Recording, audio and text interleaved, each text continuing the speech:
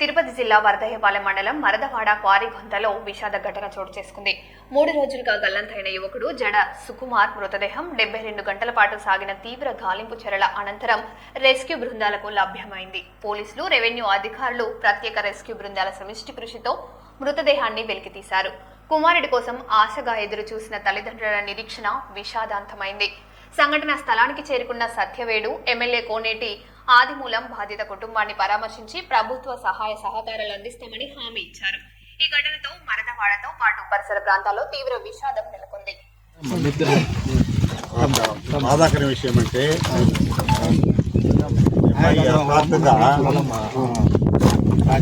పడడం చాలా బాధాకర విషయం. యాక్చువల్గా 2 రోజులు బయట వచ్చింది, కానీ ఆదివారం పోయింది, సోమవారం మంగళవారం డిఎస్ గారు, సిఏ గారు, ఎస్ఐ గారు, వాళ్ళు ఎంఆర్ఓ, ప్రభుత్వం యంత్రం మొత్తం కూడా ఇక్కడ జంప్ చేశాం. కలెక్టర్ గారికి తెలుసు, ఎస్పీ గారికి తెలుసు, అన్ని రకాలుగా కూడా తీసుకొచ్చి దించారు. కానీ ఇంతవరకు మనం చెప్పలేకపోతున్నాం. అదే విధాలు ప్రయత్నం చేస్తుంది ప్రభుత్వం. ఎలాగైనా కూడా బాడీని తీయాలనేటువంటి కాన్సెప్ట్ ఉన్నారు.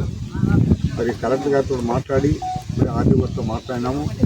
మళ్ళీ నగరాత్రి నుంచి మళ్ళీ వచ్చితే మళ్ళీ దాన్ని వెలికి తీసే ప్రయత్నం చేస్తాం. తప్పకుండా భగవంతుడు బిడ్డని తీసే కడసారైన తల్లిదండ్రులు బాగా కనిపించాలి. ఎందుకంటే ఎలా పోయిన ఆ దుఃఖ సాగరం ఉన్నారు. 3 రోజులు మనిషి చనిపోతే 1 రోజులు ఎత్తేస్తాం, కానీ 3 రోజులుగా తల్లిదండ్రుల బాధ, ప్రధానమైన బాధ, ప్రభుత్వ యంత్రం పూర్తిగా ఉంది.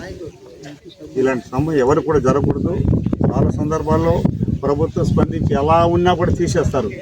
కానీ ఇది ఎలా జరిగింది ఏమో కానీ చాలా లోతు తెలుసుకొచ్చాడు బిడ్డ. దీన్ని ప్రభుత్వం అన్ని రకాలు కూడా ఆదుకుంటాం. ఇప్పటికే కలెక్టర్ కానీ, ఎస్పీ కానీ, ఎస్పీ సిబ్బంది కానీ, పోలీస్ యంత్రం కానీ, ప్రభుత్వ యంత్రం పూర్తిగా ఎక్కినాము.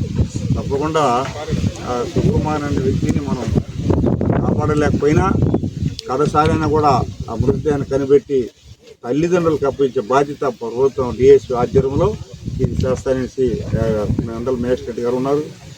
వీళ్ళకి మనస్ఫూర్తిగా రిక్వెస్ట్ చేస్తున్నాం.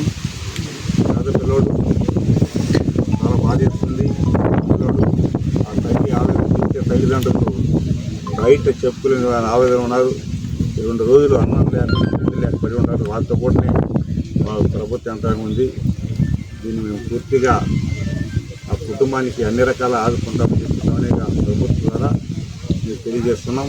తప్పకుండా ఆ భగవంతుడు ఈశ్వరుడు కరుణించి ఆ బిడ్డని పైకి వచ్చే విధంగా సంకల్పం పూర్తి రావాలని.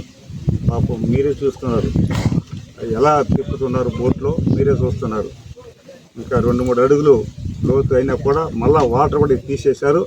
ఇంకా 10 అడుగులు తీసి కూడా వాటర్ బయటకు వచ్చిన తర్వాత వెలికి తీసే కార్యక్రమంలో నిమగ్నమైన ప్రభుత్వం. తప్పకుండా అన్ని రకాలుగా ప్రయత్నం చేస్తున్నాం. కావాలంటే మళ్ళా కూడా కలెక్టర్కి చెప్పి ఏ విధంగా తీస్తే బాడీ బయటకు వస్తుందని చెప్పి ప్రభుత్వం ఆలోచిస్తుంది. దాని ప్రకారం చేస్తుందని చెప్పి స్వామి మీద మనం చేసుకుంటే ఎవరు ప్రయోజనం లేదు. భగవంతుడు మనకు ఒక చర్చ పెట్టాడు వాళ్ళ తల్లిదండ్రులకి. అయినా కూడా ఇక్కడ చనిపోయిన తర్వాత ఇంతమంది అధికారులంతా ఇక్కడికి వస్తారు, ఎవరు అనుకోలే. మామూలుగా జనరల్ యాక్సిడెంట్ అయినా ఏదైనా అయినా అప్పటికప్పుడే అయిపోతుంది, వెళ్ళిపోతాం, ఒకరోజు పని అది. కానీ చనిపోయి కూడా ఇటు తల్లిదండ్రులు కానీ ప్రభుత్వానికి కానీ ఇబ్బంది పెట్టేశాడు. జరగకూడని సంభవం జరిగిపోయింది. అందరి దీంట్లో ఆ కుటుంబానికి అండగా మనం ఏమో మాట్లాడకూడదు. ఎవరు కూడా ఆ కుటుంబానికి, తల్లిదండ్రులకి అన్ని రకాలుగా మనందరూ కూడా సహకరించి సహాయం చేసేదాన్ని నిమగ్నమై ఉంటాం. మా డిఎస్పీ ఆధ్వర్యంలో పోలీసు అందరూ పూర్తిగా నిమగ్నమైంది.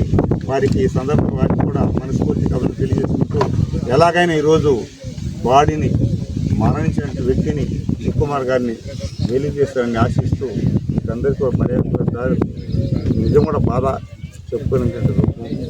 మగబిడ్డ పెళ్లి కాని వయసులో ఇలాంటి చనిపోవడం చాలా బాధాకర విషయం. దీన్ని మేము ఆ కుటుంబానికి ప్రగాఢ సంతృప్తి తెలియజేసుకుంటూ భవిష్యత్తులో కూడా ఆ కుటుంబాన్ని ఆదుకుంటామని